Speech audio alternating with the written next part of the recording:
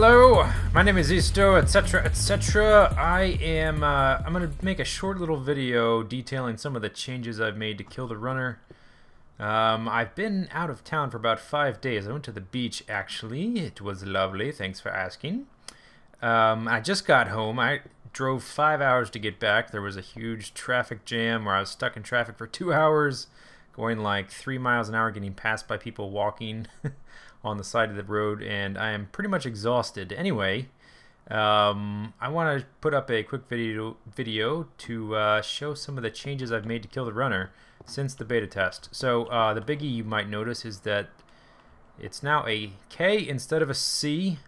I changed the controller to the killer, which sounds a little bit more awkward to me, but I made several changes to the map to make it easier for people seeing the map for the first time to grasp, and I thought associating Kill the Runner with the killer and the runner was easier when you first show up than was trying to wonder what the C stands for. I've changed one of the rules instead of, and I've also condensed them. I've made them a lot more concise. You can see there's a lot less signs here. Only use items found in chambers or in equipment boxes. If you noticed during the beta test, Vex spent a pretty good amount of time digging stuff out of this tunnel while I was up there with nothing to do. And in order to speed the gameplay along and to make sure that both players have something to do while they're playing, I changed the rule that you can only take blocks from equipment boxes or inside the chambers. I still want you to be able to manipulate the environment to get blocks and build fortifications if you need to, that kind of thing. But in order to speed up the gameplay, you have to do it inside the chamber now, which shouldn't really slow you down much because there's a lot of blocks right there at the entrance you can harvest. And the other one that I changed, that's probably the biggest one, is players enter each chamber simultaneously. So I sort of formalized that. We were just sort of Vex actually asked me about that while we were playing, so I decided to make that a formal rule. And I'm going to update these signs a little bit, but right here, these signs are where the chamber officially starts.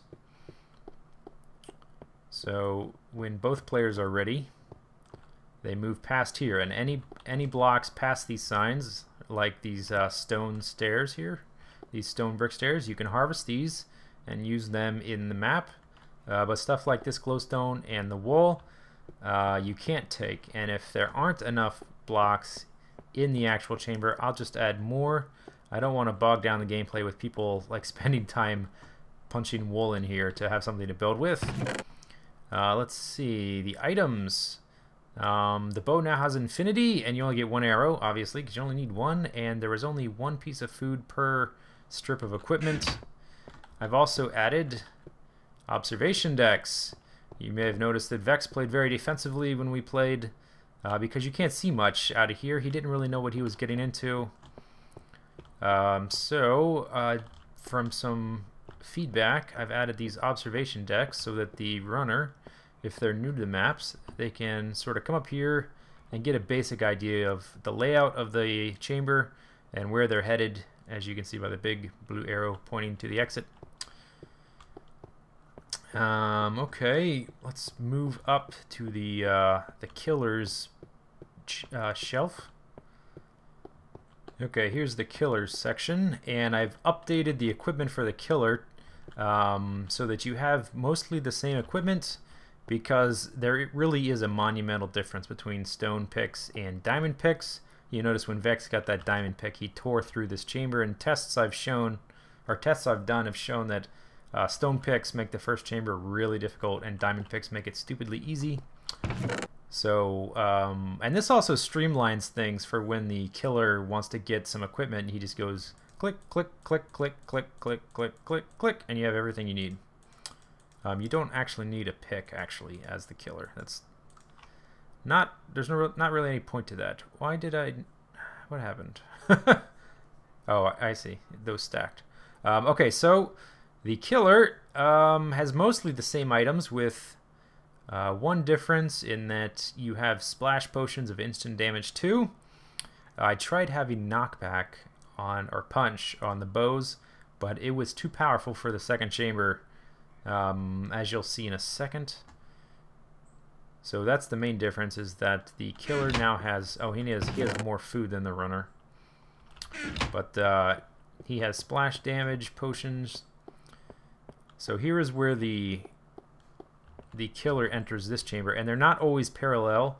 The killer needs to have a little bit of a head start in this chamber to begin pressing the buttons. Otherwise, as you can tell, no monsters are going to spawn here until the walls get high enough, except for a couple of guys over here.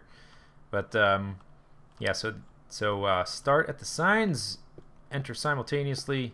Not much has changed about this chamber, except that I removed some of the blocks, the bricks beneath. This layer of brick is now bedrock, so that you can't really tunnel under here. But you can still dig these up and place them above your head for cover, or make little walls, whatever, to block yourself off from either the killer or monsters or whatever. Moving on, the second chamber. This chamber has been completely redesigned from scratch with the same basic principle, but it's I think it's much better now. And there, this little strip of glass is the observation deck for the runner.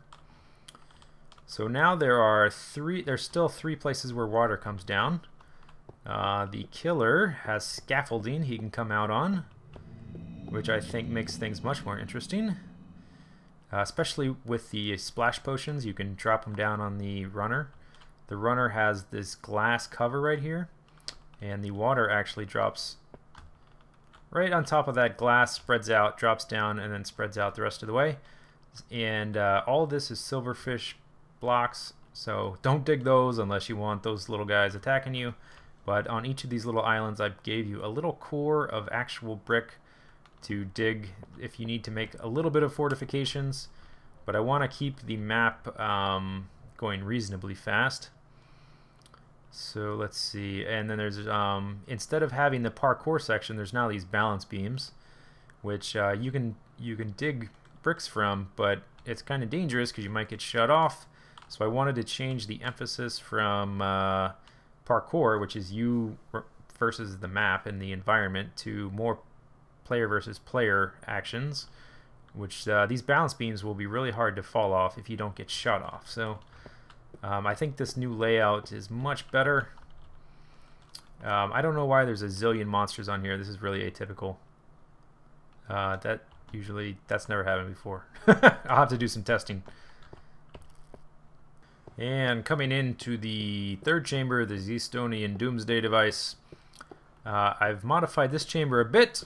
There's now scaffolding here like the first 2 chambers. I think that really adds a nice a better dynamic between the runner and the killer. The room is a little bit more confined. There's not as much space back here to run back there and hide. It's harder to get away from the blasts now, and I took away the little stair gate things that were just like this, that were in these walls here. They made it so that the runner could get through this section a little too quickly.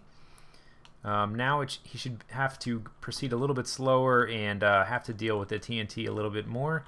And also, I made these glowstone stacks, which line up, which are meant for one thing to start the area out being bright, and another thing to help you line up where the TNT is going to fall. It'll fall directly on top. I made them taller so that they will blow up this top layer and make it once this starts to get destroyed, it will make it much harder to just run across the top because it's going to be a very uneven surface. So those are the only major changes in here. Let's see, I just got back from out of town, and I think most of the changes that I want to make are done, except I haven't tested it for bugs for 1.2, which just came out recently in the Anvil map format and whatnot, all the things that changed with that. So as of right now, because I just got home and I'm exhausted, I'm not going to work on it tonight, but I am going to release this map for better or for worse on Wednesday in 3 days. So look for it on Wednesday on my map thread. You can find a link in the description, or I'll put a video out on my channel as well to announce it. So that's that. Hope you had a good day. I had a good day. Now I'm tired.